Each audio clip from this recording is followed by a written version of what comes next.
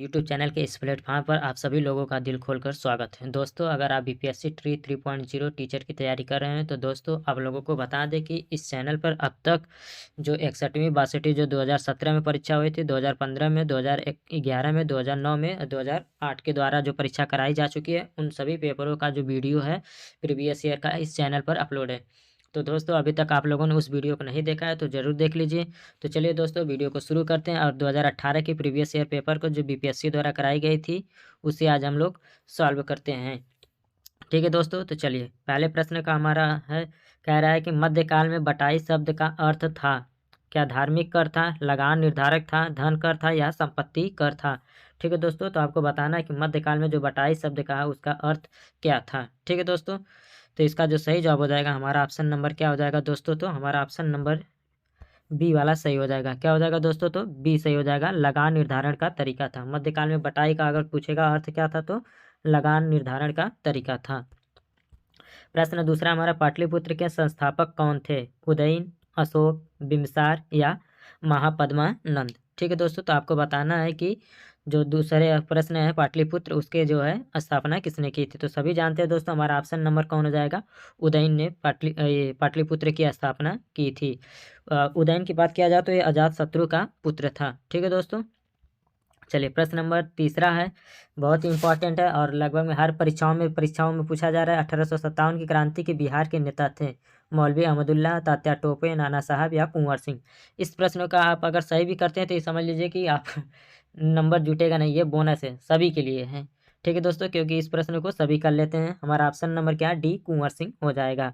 ठीक है दोस्तों, अंतिम मौर्य सम्राट था जालौक, अवंतीवर्मा, नंदीवर्धन या बृहद्रथ। आपसे पूछ रहा है कि मौर्य सम्राट जो है मौर्य वंश उसका अंतिम सम्राट कौन था, तो हमारा ऑप्शन नंबर क्या हो जाएगा, बृहद्रथ था। ठीक है दोस्तों, बृहद्रथ को ही पुष्यमित्र शुंग ने हत्या कर दी थी और शुंग वंश की स्थापना की थी। हमारा प्रश्न यह है कि मौर्य वंश की स्थापना किसने की थी। अंतिम जो सम्राट था वो तो कौन था, बृहद्रथ था। आपको बताना है कि मौर्य वंश की स्थापना किसने की थी, तो बिम्बिसार ने की थी। ठीक है दोस्तों, किसने, तो बिम्बिसार ने। बिम्बिसार की मृत्यु करके अजातशत्रु गद्दी पर बैठता है, वही उसके बाद अजातशत्रु की मृत्यु करके उदयन जो गद्दी पे बैठता है और वो क्या बोलते हैं, उदयन जो है पाटलिपुत्र को अपनी राजधानी बनाता है, जबकि बिंबिसार की राजधानी क्या थी, तो राजगीर थी। चलिए दोस्तों, प्रश्न नंबर हमारा है, इल्तुतमिश ने बिहार में अपना प्रथम सूबेदार किसे नियुक्त किया था। एवज को, नसरुद्दीन महमूद को, अली मर्दान को या मलिक जानी को। ठीक है दोस्तों, तो 5 नंबर का आप लोगों को बताना है कि 5 नंबर प्रश्न का सही जवाब क्या हो जाएगा। तो दोस्तों बात करते हैं इल्तुतमिश की। तो इल्तुतमिश ने दिल्ली के सिंहासन पर बैठने के बाद 1225 में बिहार शरीफ पर अधिकार कर लिया था तथा राजमहल की पहाड़ियों में भी इसका जो शासन था, वहाँ पर इसने किसे, तो हिसामुद्दीन नवाज को पराजित किया था। ठीक है दोस्तों, और जीतने के बाद क्या किया था, तो इसने मलिक मोहम्मद जानी को बिहार में दिल्ली के प्रथम प्रतिनिधि के रूप में नियुक्त किया था। ठीक है दोस्तों, तो हमारा क्या हो जाएगा, मलिक जानी। ठीक है दोस्तों, हमारा ऑप्शन नंबर डी सही हो जाएगा। ठीक है दोस्तों, प्रश्न नंबर 6 हमारा पुस्तक 1984 कौन सा पुस्तक है दोस्तों, तो 1984 किसके द्वारा लिखी गई है। क्या आर के नारायण, खुशवंत सिंह, जॉर्ज ओरवेल या इनमें से कोई नहीं। तो 6 प्रश्न का आपको बताना, छठे प्रश्न का क्या सही जवाब हो जाएगा दोस्तों, तो जॉर्ज ऑरवेल ने पुस्तक 1984 को लिखा है। किसने, तो जॉर्ज ऑरवेल ने। ठीक है दोस्तों, ये 2008 में बीपीएससी द्वारा कराई गई परीक्षा का प्रीवियस ईयर पेपर का सोल्यूशन है दोस्तों। तो आप लोग इसे बखूबी देख लीजिए और अच्छे से प्रश्नों को देखते चलिए, हो सकता है कुछ प्रश्न इसमें से रिपीट कर जाएँ 2024 वाले में।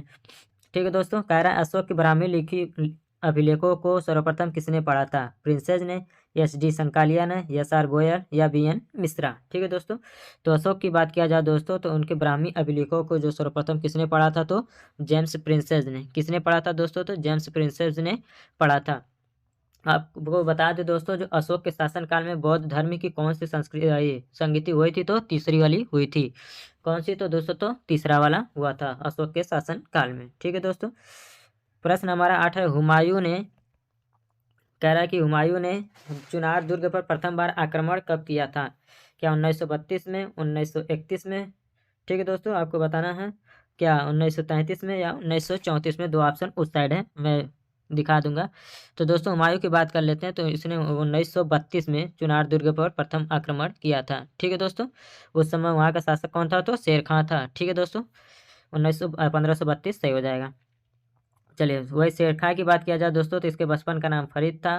ठीक है दोस्तों, चलिए आगे बढ़ते हैं। हमारा प्रश्न 1857 के विद्रोह के बाद ब्रिटिश सरकार ने सिपाहियों के इन प्रांतों से चयन किया था। ठीक है दोस्तों, आपको बताना है कि 1857 के बाद कहाँ से उसने चयन किया था।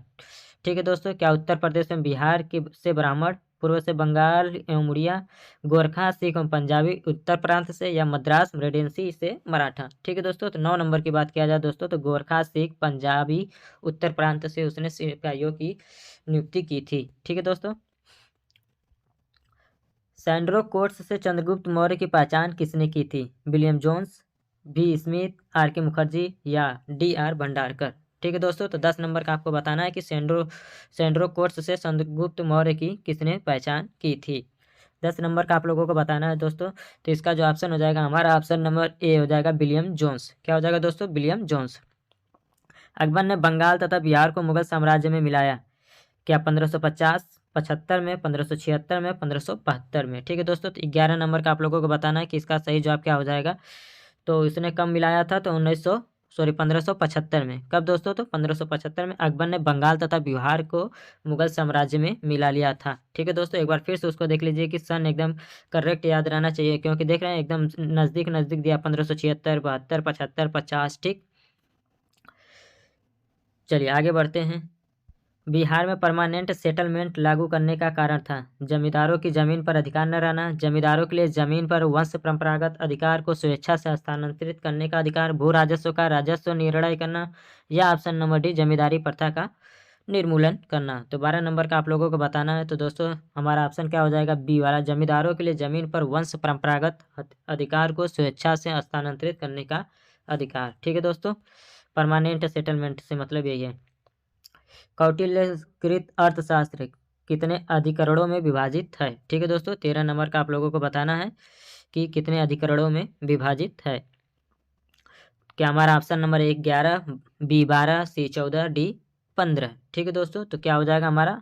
डी वाला 15 हो जाएगा। 15 अधिकरणों में उसे विभाजित किया गया है। ठीक है दोस्तों, एतमाद-उद-दौला का मकबरा आगरा में किसने बनवाया था? अकबर ने, जहांगीर ने, नूरजहां ने, या शाहजहां ने। ठीक है दोस्तों, तो एतमाद-उद-दौला की बात किया जाए दोस्तों तो उनकी मकबरा को जो है नूरजहां ने बनवाया था। वही शासन की बात किया जाए तो उस समय किसका शासन चल रहा था? तो जहांगीर का शासन चल रहा था। ठीक है दोस्तों, वो भी कहाँ बनवाया गया एतमाद-उद-दौला का? तो आगरा में। ये भी याद कर लीजिएगा।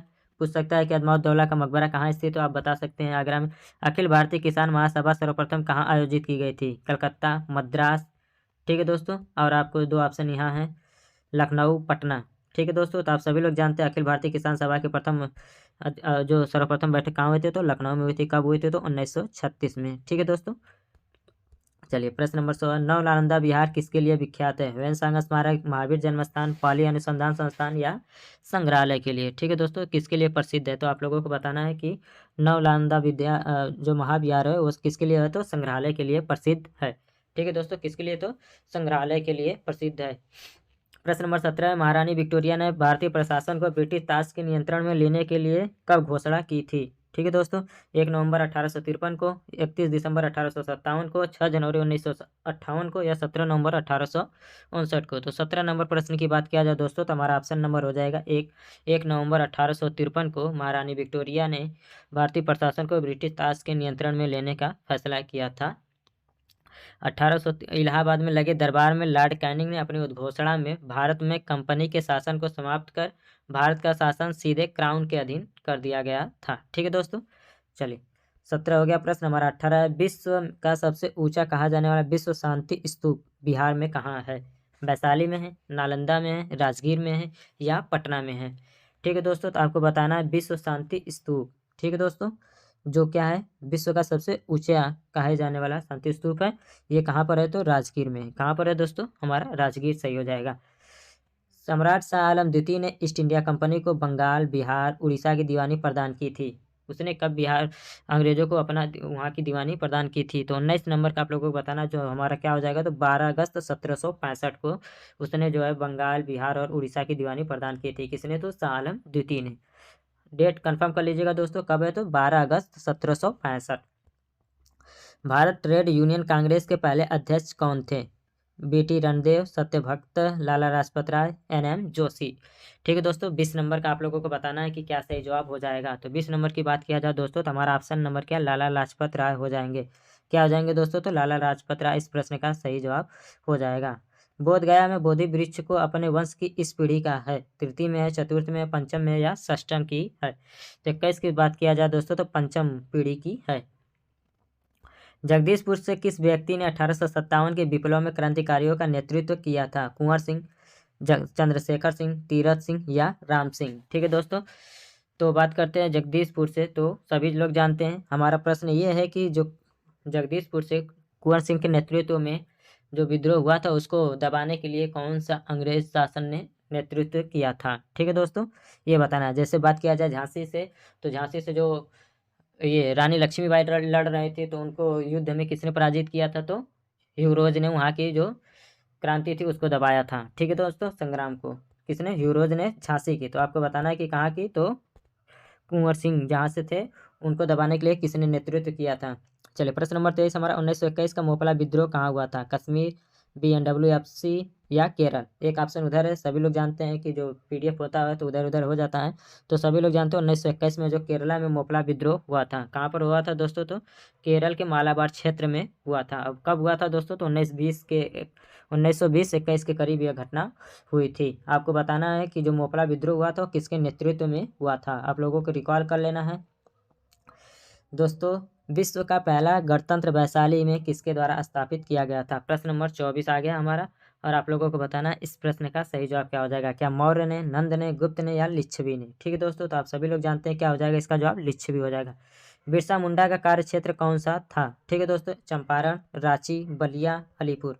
ठीक है दोस्तों, इससे पहले एक प्रश्न और सुन लीजिए। बिरसा मुंडा को इनको सोते समय किस डेट को अंग्रेजी सेना ने उठाकर लेकर चली गई थी? बिरसा मुंडा को। ठीक है दोस्तों, चलिए वही बिरसा मुंडा की बात किया जाए दोस्तों तो रांची से लेकर भागलपुर तक इनका कार्य क्षेत्र था। ठीक है दोस्तों, और इन्होंने एक नारा दिया था, ठाकुर भगवान ने उसे दूध बनाकर भेजा हुआ है। ठीक है दोस्तों, तो बिरसा मुंडा की बात किया जाए तो दोस्तों हमारा ऑप्शन नंबर क्या है? रांची सही हो जाएगा, तो यानी कि 25 का B सही हो जाएगा। ठीक है, 1857 का विद्रोह लखनऊ में किसके नेतृत्व में बढ़ा? अवध बेगम, तात्या टोपे, लक्ष्मीबाई या नाना साहब? ठीक है दोस्तों, तो 26 नंबर का जवाब क्या हो जाएगा? हमारा ऑप्शन नंबर B क्या? अवध बेगम। ठीक दोस्तों, लखनऊ की बात किया जाए दोस्तों तो 4 जून 1857 ईस्वी को विद्रोह की शुरुआत हुई थी। बेगम हजरत महल, जिसे अवध बेगम नाम से भी जाना जाता है, के नेतृत्व में यह युद्ध लड़ा गया था। उनके नेतृत्व में स्वतंत्रता संग्राम जारी था।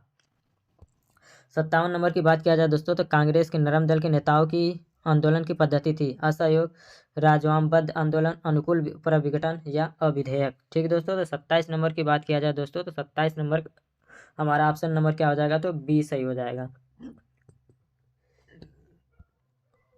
प्रभावती देवी किस क्षेत्र की स्वतंत्रता संग्राम सेनानी थी? 28 नंबर का बताना आप लोगों को कि कहाँ की वह स्वतंत्रता संग्राम सेनानी थी। क्या चंपारण, पटना, भागलपुर या शाहाबाद?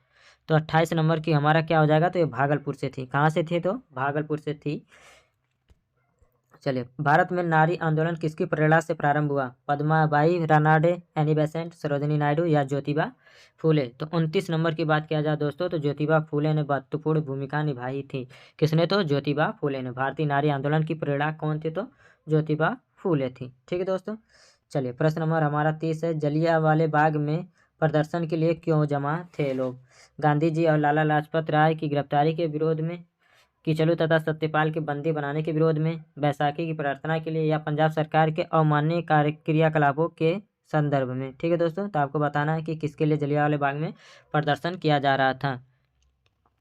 तो जलियांवाले बाग की बात किया जाए दोस्तों तो डॉक्टर किचलू तथा सत्यपाल को बंदी बनाने के विरोध में प्रदर्शन कर रहे थे, लेकिन दुर्भाग्यवश जनरल डायर ने कोई पूर्व सूचना या चेतावनी के भीड़ के ऊपर गोलियां चलवा दी, जिससे लगभग 1000 लोगों की मृत्यु हो गई। 13 अप्रैल 1919 को इस भयंकर घटना को हम लोग जलियांवाला बाग घटना के नाम से जानते हैं। तो ये किसके लिए हुआ था? तो किचलू तथा सत्यपाल के बंदी बनाने के विरोध में यह प्रदर्शन हुआ था। ठीक है दोस्तों, बहुत ही इंपॉर्टेंट है, इसको जान लिख लीजिएगा।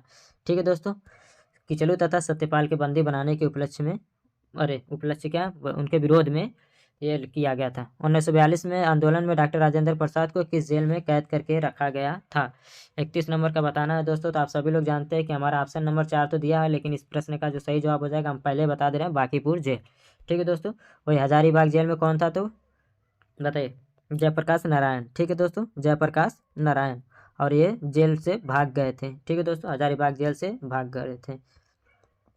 बिहार सोशलिस्ट पार्टी के संस्थापक थे। ठीक है दोस्तों, जयप्रकाश नारायण, सत्य भगत, एम.एन. राय या सुभाष चंद्र बोस। ठीक है दोस्तों, तो बिहार का आपको सोशलिस्ट पार्टी के संस्थापक आपको बताना है। 32 नंबर का क्या हो जाएगा, तो 1931 में बिहार सोशलिस्ट पार्टी की स्थापना जयप्रकाश नारायण, फूलन प्रसाद वर्मा और आदि लोगों ने बिहार सोशलिस्ट पार्टी की स्थापना की। तो दोस्तों हमारा क्या हो जाएगा, हमारा option number A Jayaprakash Narayan. ठीक है दोस्तों, राजनीतिक सुधारों को लेकर विरोध करने वाले पहले भारतीय कौन थे। दादा भाई नौरोजी, सुरेंद्र नाथ बनर्जी, राजा राम मोहन राय, बाल गंगाधर तिलक। तो सभी जानते हैं भाई कौन है, तो दादा भाई नौरोजी हो जाएंगे इस प्रश्न का सही जवाब। 33 नंबर। चलिए 34 नंबर की बात किया जाए दोस्तों, तो चंपारण नील आंदोलन का राष्ट्रीय नेता कौन था। महात्मा गांधी, बिरसा मुंडा, बाबा रामचंद्र या राम सिंह। तो 34 नंबर का आप लोगों को बताना है कि क्या सही जवाब हो जाएगा। तो 34 नंबर का सभी लोग जानते हैं, चंपारण का राष्ट्रीय नेता कौन था, तो हमारे गांधी जी थे। ठीक है दोस्तों, क्या थे, तो गांधी जी थे।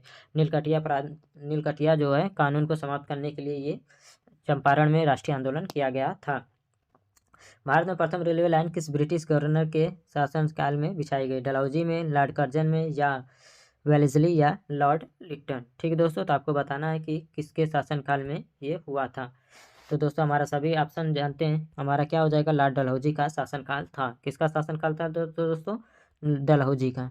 जयप्रकाश नारायण किस पार्टी से जुड़े थे। कांग्रेस पार्टी से, सोशलिस्ट पार्टी से, कम्युनिस्ट पार्टी से या किसान सभा से। तो सभी लोग जानते हैं सोशलिस्ट पार्टी यानी कि समाजवादी पार्टी से जुड़े हुए थे। बलदेव सहाय ने महाधिवक्ता पद के से त्यागपत्र कब दिया था। 37 नंबर का आपको बताना है कि कब दिया था। ठीक है दोस्तों, तो आपको बता दें 9 अगस्त 1942 को जब भारत छोड़ो आंदोलन शुरू हुआ था, तब अंग्रेजों ने काफ़ी बर्बर तरीके से जनता के ऊपर कार्रवाई की।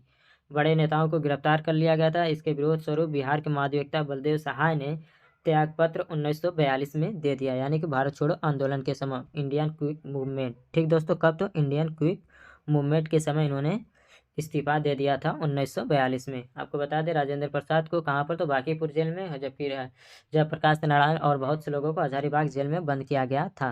भारत छोड़ो आंदोलन को कब प्रारंभ किया गया था। 9 अगस्त 1942 को, 10 अगस्त 1942 को, 15 अगस्त 1942 को या 16 अगस्त 1942 को। दोस्तों इस घटना को तो जो है कि हमारा 8 अगस्त से माना जाएगा, लेकिन जो है ऑप्शन में 9 अगस्त दिया हुआ है, तो 9 अगस्त को रखेंगे। 9 अगस्त को अंग्रेजों द्वारा 0 आवर्स चालू किया गया था अभी।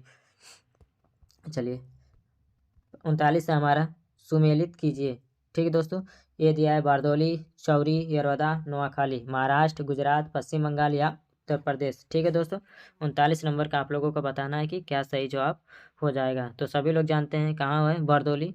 ठीक है दोस्तों, तो बारदौली कहाँ हमारा, तो गुजरात में है। कहाँ है दोस्तों, बारदौली की बात किया जाए तो दोस्तों गुजरात में है। चौरी चौरा घटना गोरखपुर उत्तर प्रदेश में हुआ था। यरवदा जेल कहाँ है, तो महाराष्ट्र में है। कहाँ दोस्तों, महाराष्ट्र में। वही तो नोआखाली कहाँ हो जाएगा, तो पश्चिम बंगाल में हो जाएगा।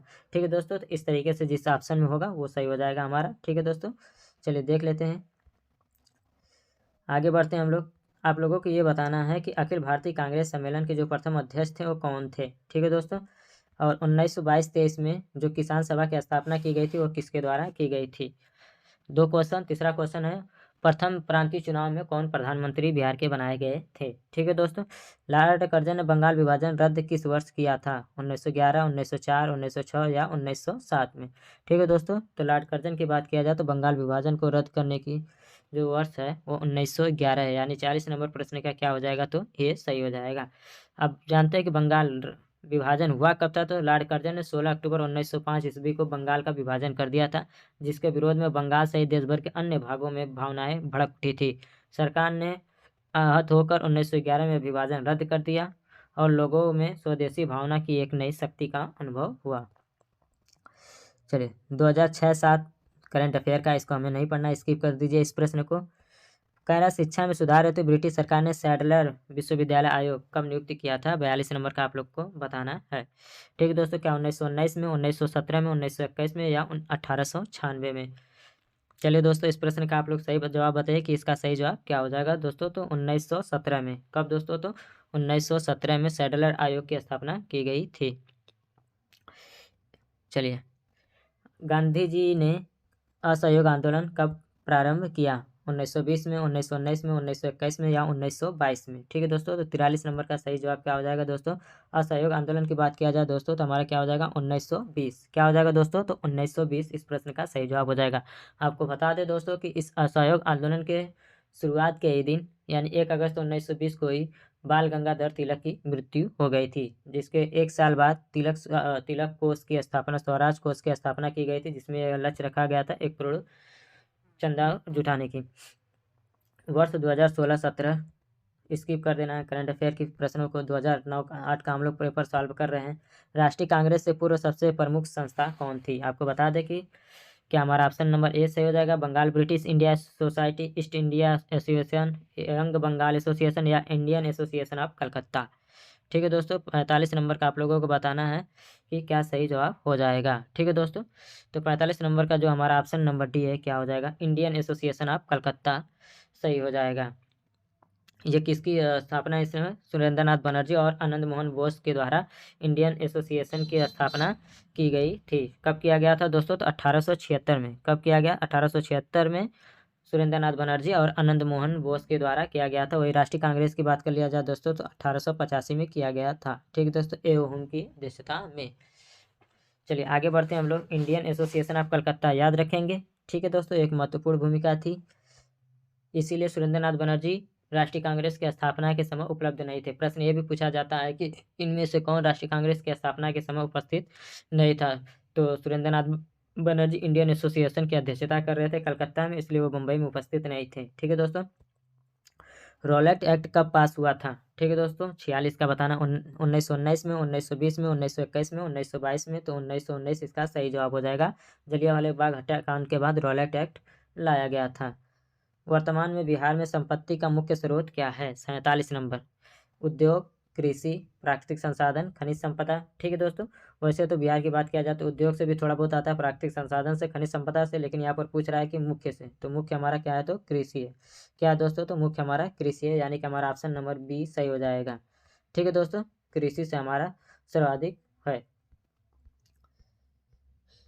चलिए, फॉरवर्ड ब्लॉक की स्थापना किसने की थी? Jayaprakash Narayan, CR day, Motilal Nehru, Subhash Chandra Bose. ठीक है दोस्तों, तो सभी जानते हैं सुभाष चंद्र बोस ने 1939 में, ठीक है दोस्तों, कांग्रेस को छोड़ने के बाद फॉरवर्ड ब्लॉक की स्थापना की थी। आपको बता दें 1939 में अध्यक्ष चुने गए थे, लेकिन अपना त्यागपत्र दे दिया, जिसके बाद राजेंद्र प्रसाद 1939 की अध्यक्षता करते हैं।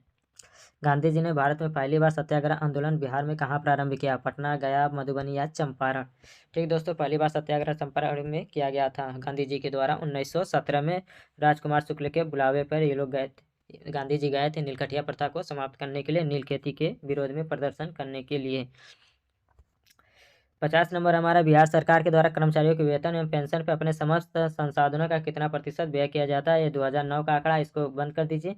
ठीक है दोस्तों, जो 2024-25 का बजट आया है मैं आपको बता दे रहा हूँ, उसमें 18% वेतन पे, ठीक है दोस्तों, और 14% पेंशन पे। ठीक है दोस्तों, 18% वेतन पे तो 14% पेंशन पे खर्च होता है। और इस बार के बजट में सर्वाधिक जो खर्च है वो शिक्षा पर किया जाएगा। ठीक है दोस्तों, शिक्षा पर सर्वाधिक खर्च करने का प्रावधान है बजट में। महात्मा गांधी ने आंदोलन का समर्थन क्यों किया था? खलीफा ने क्रांतिकारियों को शरण दी थी। ऑप्शन बी है, गांधी जी ने अंग्रेजों के खिलाफ अपने आंदोलन में भारतीय मुसलमानों का सहयोग प्राप्त करना चाहते थे। तो आपको बताना है कि क्या यही सही हो जाएगा कि आगे बढ़ा जाए ऑप्शन में? दोस्तों हमारा यही सही हो जाएगा। तेजी के साथ हम लोग प्रश्नों में आगे बढ़ें, इतना समय नहीं है कि हम लोग चारों ऑप्शन को देखें। ठीक है दोस्तों, मुजफ्फरपुर में किंग्स फोर्ट की हत्या का प्रयास कब किया गया था दोस्तों? तो 1908 में किया गया था। कब किया गया था दोस्तों?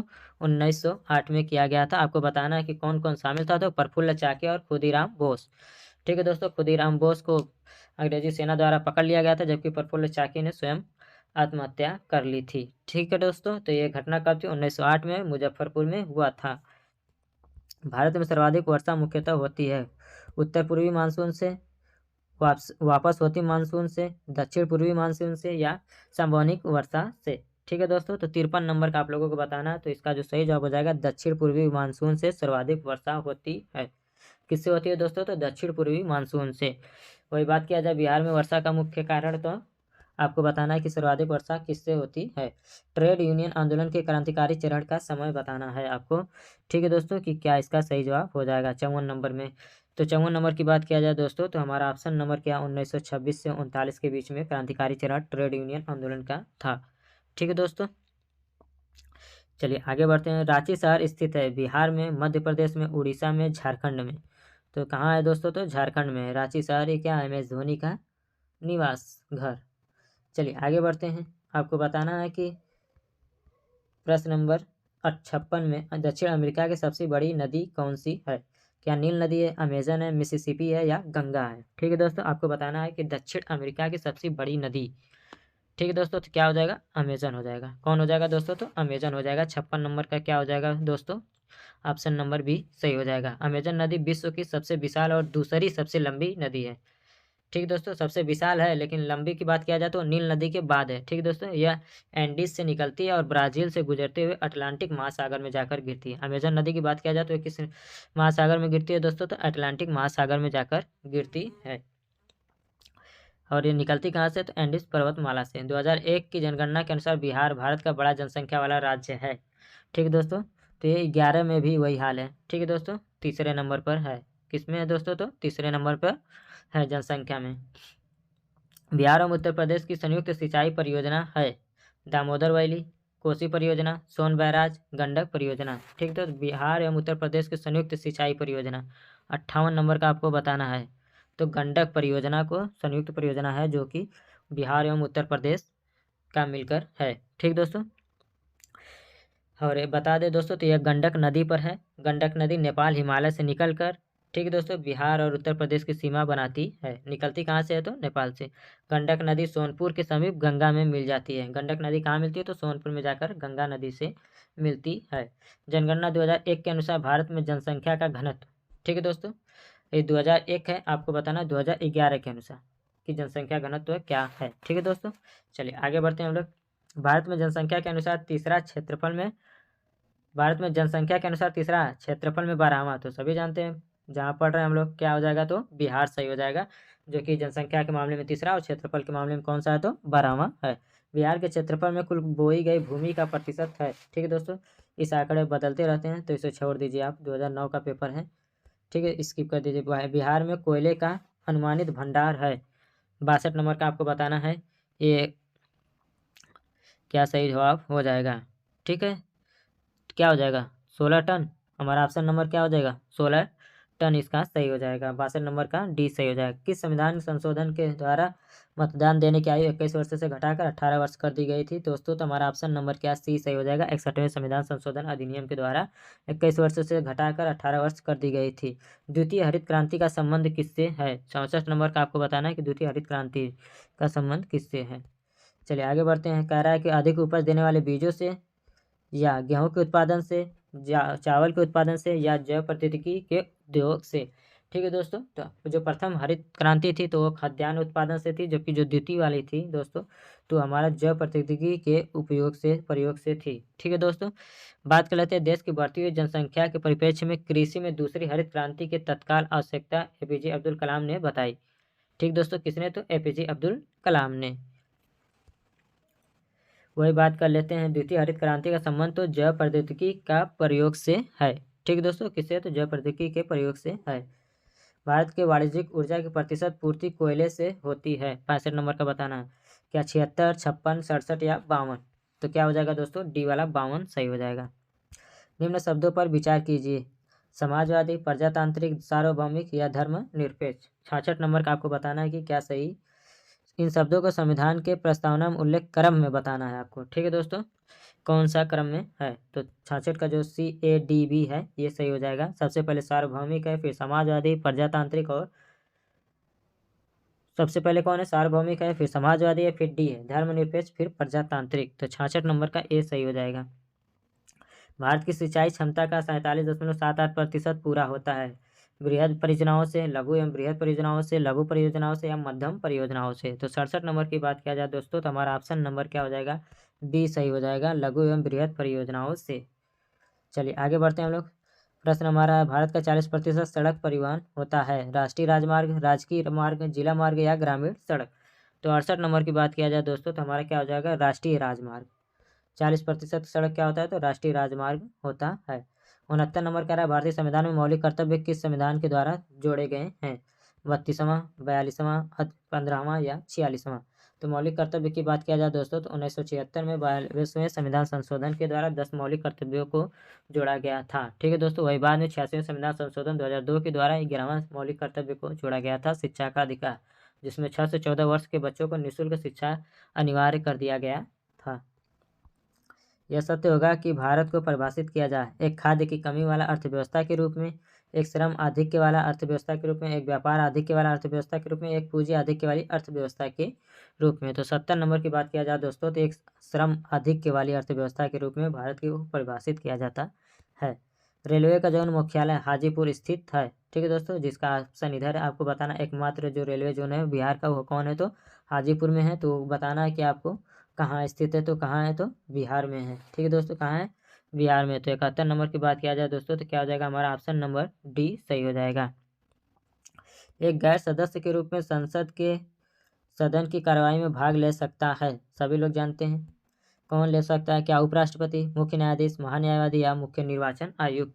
तो 72 नंबर की बात किया जाए दोस्तों तो महान्यायवादी। ठीक है दोस्तों, ये संसद के किसी भी सदन में भाग ले सकता है और अपनी बातों को रख सकता है, बस ये चुनाव में अपने वोट नहीं दे सकता है। वही महान्यायवादी की बात किया जाए दोस्तों तो आर्टिकल की बात किया जाए तो दोस्तों 76 है। आर्टिकल 76 में महान्यायवादी की उल्लेख है। ठीक है दोस्तों, चलिए आगे बढ़ते हैं हम लोग।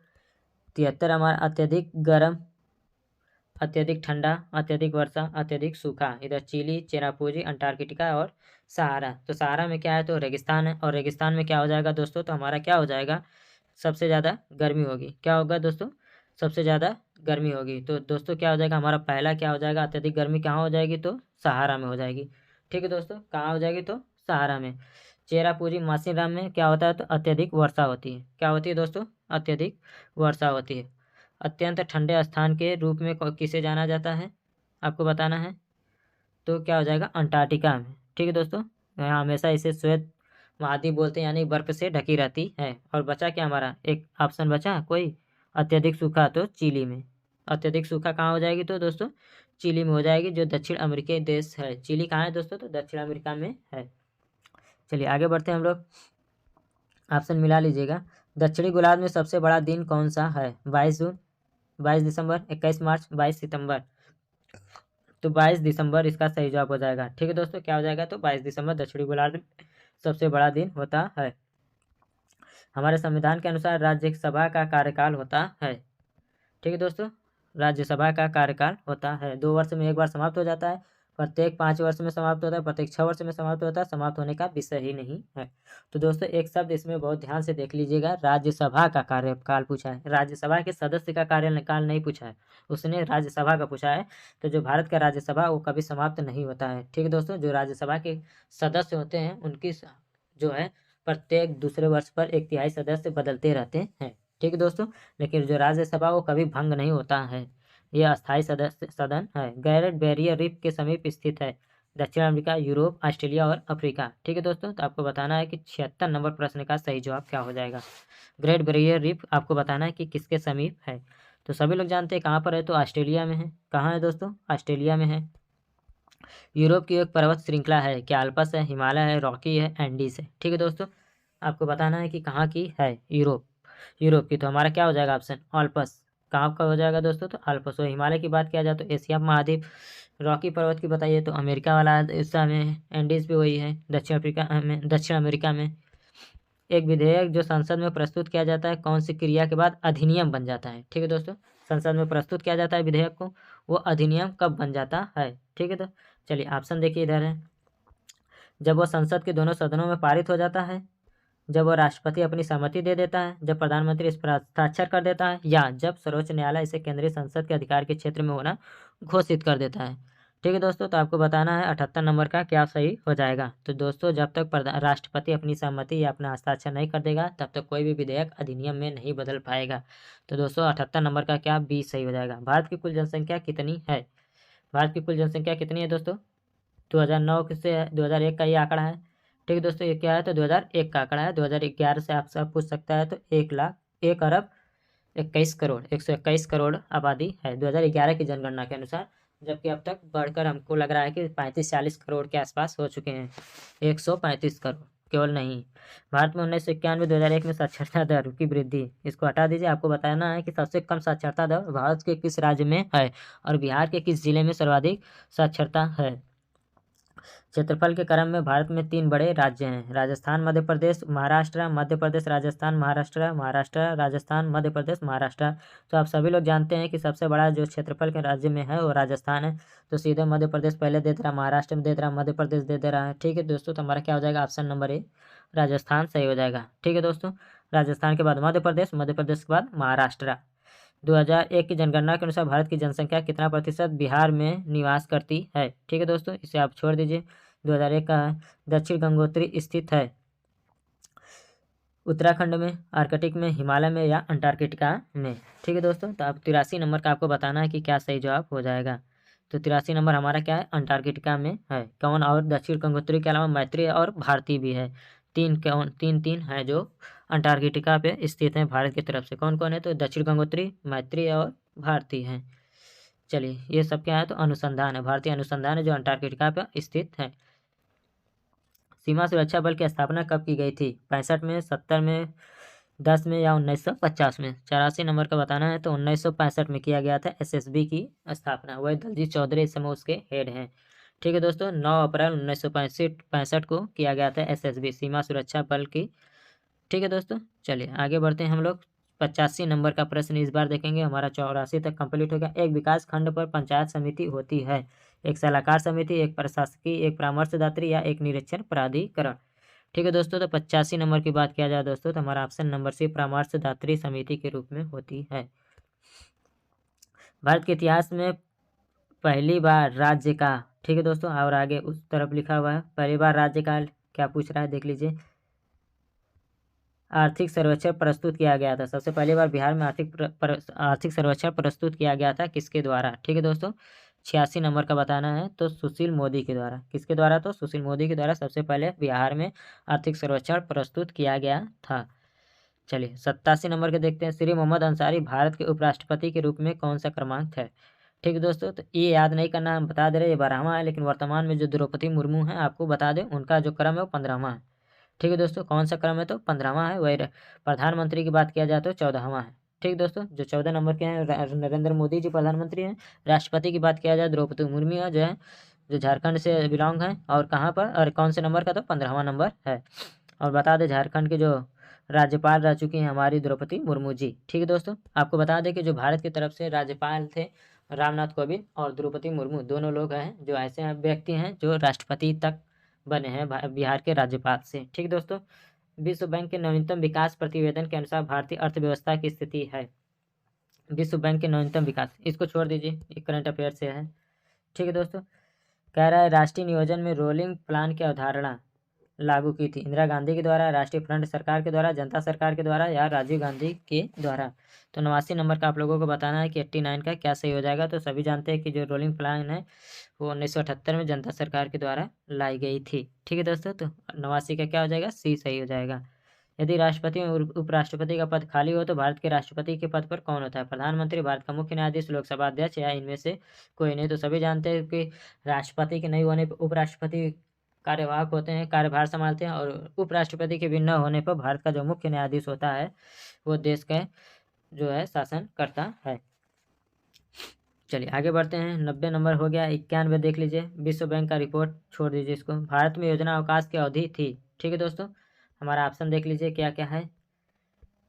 1962 से 65, 66 से 69, 1969 से 72, 1972 से 75। ठीक है दोस्तों, तो 92 नंबर की बात किया जाए दोस्तों, तो हमारा ऑप्शन नंबर क्या हो जाएगा, बी सही हो जाएगा। 1966 से 1969 के बीच में योजना अवकाश थी। ठीक है दोस्तों, तृतीय पंचवर्षीय योजना की बात किया जाए तो दोस्तों 31 मार्च 1966 को समाप्त हो गया था, 1966 को समाप्त हो गया था। ठीक है दोस्तों, और जो चौथी है 1 अप्रैल 1966 से प्रारंभ होना था, किंतु तृतीय योजना के दुर्भाग्यपूर्ण असफलता के परिणाम स्वरूप अर्थव्यवस्था के विभिन्न क्षेत्रों में उत्पादन लगभग स्थिर सा हो गया था। 1966 में भारत सरकार द्वारा भारतीय रुपये के अवमूल्यन की घोषणा की गई। ठीक है दोस्तों, तो यहाँ से 1966 से 1900 तक की अवधि को योजना अवकाश की संज्ञा दी गई है। किस सदन की अध्यक्षता करने वाले अधिकारी उस सदन का सदस्य नहीं होता है, किसी सदन में अध्यक्षता करने वाला, क्या लोकसभा, विधानसभा, राज्यसभा या विधान परिषद। किसी सदन में अध्यक्षता करने वाला अधिकारी उस सदन का सदस्य नहीं होता है। 93 नंबर का बताना है तो राज्यसभा। ठीक है दोस्तों, किस सदन में, तो राज्यसभा में अध्यक्षता जो करते हैं वो लोकसभा अध्यक्ष ही करते हैं। भारत का उपराष्ट्रपति हैं जो 63 आर्टिकल में इनको उपबंधित उपराष्ट्रपति राज्यसभा का पदेन सभापति होता है। उपराष्ट्रपति का होता है, राज्यसभा का पदेन सभापति होता है। वो अन्य कोई लाभ पद पर धारण नहीं करेगा, परंतु जिस किसी अवधि के दौरान उपराष्ट्रपति अनुच्छेद 65 के अधीन राष्ट्रपति के रूप में कार्य करता है या राष्ट्रपति के कृत्यों का निर्वहन करता है, उस अवधि के दौरान वह राज्यसभा के सभापति के पद के कर्तव्यों का पालन नहीं करेगा और वह अनुच्छेद 97 के अधीन राज्यसभा के सभापति को संदेह वेतन या भत्ते का हकदार नहीं होगा। चलिए 11वीं पंचवर्षीय योजना का उद्देश्य देख लेते हैं। तो निर्धनता का उन्मूलन, सामाजिक आर्थिक वृद्धि, सामाजिक न्याय के साथ विकास, अल्पसंख्यकों का विकास। 21वें नंबर का 11वां पंचवर्षीय योजना का लक्ष्य क्या था, ठीक है दोस्तों, या उद्देश्य क्या था। तो 94 नंबर की बात किया जाए तो सामाजिक आर्थिक वृद्धि क्या था दोस्तों, तो सामाजिक आर्थिक वृद्धि थी। श्रीमती प्रतिभा पाटिल भारतीय गणतंत्र के राष्ट्रपति के रूप में, ठीक है दोस्तों, स्किप कर दीजिए। राजकोषीय घाटा आपको बताना है, इस बार का देख लीजिएगा 2024-25 का, ठीक है दोस्तों। अब इधर थोड़ा सा करेंट अफेयर के कुछ प्रश्न आ गए हैं, ठीक है दोस्तों। चलिए, भारतीय संविधान में कितनी भाषाओं को मान्यता मिली हुई है, 22 संविधान में भाषाओं को मान्यता मिली हुई। नई मुद्रा यूरो किस वर्ष प्रारंभ की गई है, 102 का आपको बताना है कि नई मुद्रा जो आई है यूरो वो किस वर्ष प्रभावी की गई है। तो 102 की बात किया जाए दोस्तों तो हमारा ऑप्शन नंबर डी क्या हो जाएगा, 1999। क्या हो जाएगा दोस्तों, तो 1999 हो जाएगा इसका सही जवाब।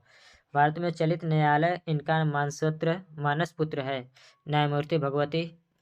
भारत में चलित न्यायालय किनके मानस पुत्र हैं, ठीक है दोस्तों। तो 103 की बात किया जाए दोस्तों तो 103 का जो हमारा ऑप्शन नंबर है न्यायमूर्ति भगवती। इंद्रधनुषी क्रांति का संबंध है हरित क्रांति से, श्वेत क्रांति से, नीली क्रांति से या उपरोक्त सभी। तो 104 का बता दें दोस्तों तो इसका जो ऑप्शन हो जाएगा हमारा ऑप्शन नंबर डी उपरोक्त सभी हो जाएगा। इंद्रधनुष क्रांति के अंतर्गत तीनों आते हैं, ठीक है दोस्तों। चलिए आगे बढ़ते हैं हम लोग। 1 रुपये के नोट पर किसका हस्ताक्षर होता है, वित्त मंत्रालय के सचिव का, गवर्नर भारतीय रिजर्व बैंक के, वित्त मंत्री का, या ऑप्शन नंबर डी 105। तो 1 रुपये के नोट पर बता दें दोस्तों तो वित्त मंत्रालय के सचिव का हस्ताक्षर होता है। एक उच्च न्यायालय का न्यायाधीश अपना त्यागपत्र संबोधित करता है, राष्ट्रपति को, भारत के मुख्य न्यायाधीश को, राज्य के उच्च न्यायालय के मुख्य न्यायाधीश को, या राज्य के राज्यपाल को। तो 106 नंबर की बात किया जाए तो एक उच्च न्यायालय का न्यायाधीश अपना त्यागपत्र जो है राष्ट्रपति को सौंपता है। तो 106 नंबर का क्या सही जवाब हो जाएगा दोस्तों, हमारा ऑप्शन नंबर ए, उच्च न्यायालय के न्यायाधीश अपना त्यागपत्र राष्ट्रपति को सौंपते हैं। नंदीग्राम क्षेत्र में सेज नीति के अंतर्गत किस समूह को अनुमति दी गई, टाटा समूह, बिरला समूह, सालेह समूह, या इसे आप छोड़ दीजिए। करंट अफेयर, भारतीय रिजर्व बैंक के द्वारा नगद कोषीय अनुपात, इसे भी आप छोड़ दीजिए दोस्तों। चलिए आगे बढ़ते हैं हम लोग, आगे बढ़ते हैं। आपका भारत डायनामाइट लिमिटेड केंद्र कहाँ स्थित है, ठीक है दोस्तों, भारत डायनामाइट।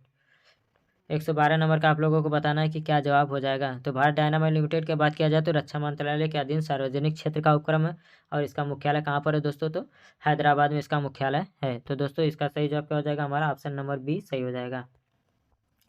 निम्नलिखित में से किस विटामिन में कोबाल्ट होता है, 113 नंबर का बताना है, क्या B6 में, B2 में, B1 में, या B12 में। तो हमारा ऑप्शन नंबर क्या हो जाएगा, B12 में कोबाल्ट पाया जाता है, ठीक है दोस्तों। और इसका रासायनिक नाम क्या है, साइनोकोबालमीन इसका रासायनिक नाम है, ठीक है दोस्तों। ये हमारा कुछ मैथ का सवाल हो गया 114, ठीक है। आगे बढ़ते हैं हम लोग, यहाँ पर भी मैथ है हमारा। रक्त के दाब का मात्रक है, ठीक है दोस्तों, क्या हो जाएगा हमारा ऑप्शन नंबर सी, रक्त के दाब का मात्रक कौन है, तो स्फिग्मोमीटर है।